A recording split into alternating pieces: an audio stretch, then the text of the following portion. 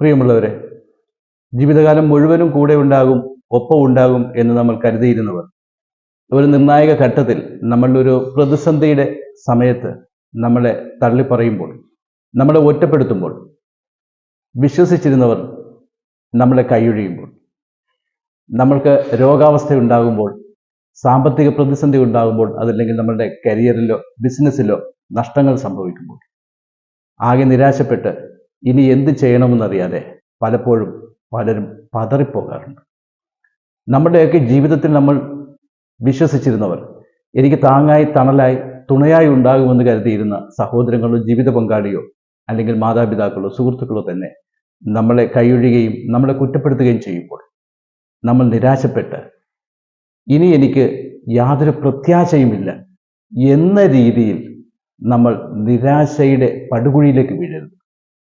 ഏതൊരു പ്രതിസന്ധിയിലും നമ്മളെ കൈപിടിച്ചുയർത്തുവാനായിട്ട് നമ്മൾക്കൊരു സഹായകനെ നമ്മൾ വിശ്വസിക്കുന്ന നമ്മുടെ ദൈവം അയക്കും.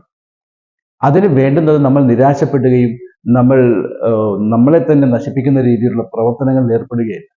ഞാനിപ്പോൾ അകപ്പെട്ടിരിക്കുന്ന, ഞാനിപ്പോൾ നേരിട്ട് കൊണ്ടിരിക്കുന്ന ഈ പ്രതിസന്ധിയിൽ എനിക്ക് എങ്ങനെ അതിജീവിക്കുവാൻ സാധിക്കും എന്ന് നമ്മൾ ചിന്തിച്ചുകൊണ്ട് അതിനുവേണ്ടി നമ്മൾ പ്രയത്നിക്കുകയാണ് വേണ്ടുന്നത്.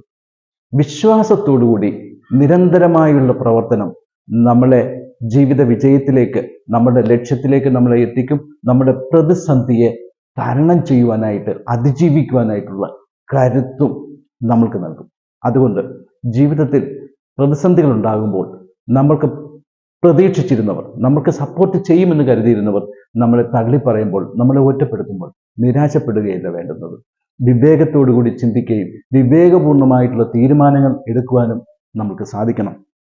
ഇന്ന് സഹോദരങ്ങളുമായിട്ട് പങ്കുവയ്ക്കാൻ ലഭിച്ചിരിക്കുന്ന ബൈബിളിലെ വിശുദ്ധ വചനം അപ്പസ്തോലന്മാരുടെ പുസ്തകത്തിലെ 1-ാം അധ്യായം 8-ാമത്തെ വാക്യമാണ്. ആ വാക്യം ഇപ്രകാരമാണ്: പരിശുദ്ധാത്മാവ് നിങ്ങളുടെ മേൽ വരുമ്പോൾ നിങ്ങൾ ശക്തി പ്രാപിക്കും. അതെ, നമ്മളുടെ പ്രതിസന്ധികളിൽ, നമ്മളുടെ പ്രതീക്ഷ ഇല്ലാതിരിക്കുന്ന ഒരു സമയത്ത്, നിരാശയുടെ സമയത്ത്, നമ്മൾ പ്രതീക്ഷയോടുകൂടി, പ്രത്യാശയോടുകൂടി ദൈവത്തിൽ ആശ്രയിച്ചുകൊണ്ട് നമ്മൾക്ക് ചെയ്യാവുന്ന കാര്യങ്ങൾ നമ്മൾ ചെയ്യുമ്പോൾ നമ്മളിൽ തന്നെ ഉള്ള ദൈവിക ശക്തി ഉണരുകയും നമ്മളെ വിജയത്തിലെത്തിക്കുകയും ചെയ്യും. നിങ്ങളുടെ എല്ലാവരുടെയും ജീവിതത്തിൽ എല്ലാവിധ നന്മകളും ഉണ്ടാകട്ടെ എന്ന് ആശംസിച്ചുകൊണ്ട് വീണ്ടും മറ്റൊരു സന്ദേശമായിട്ട് നമുക്ക് നാളെ കാണാം.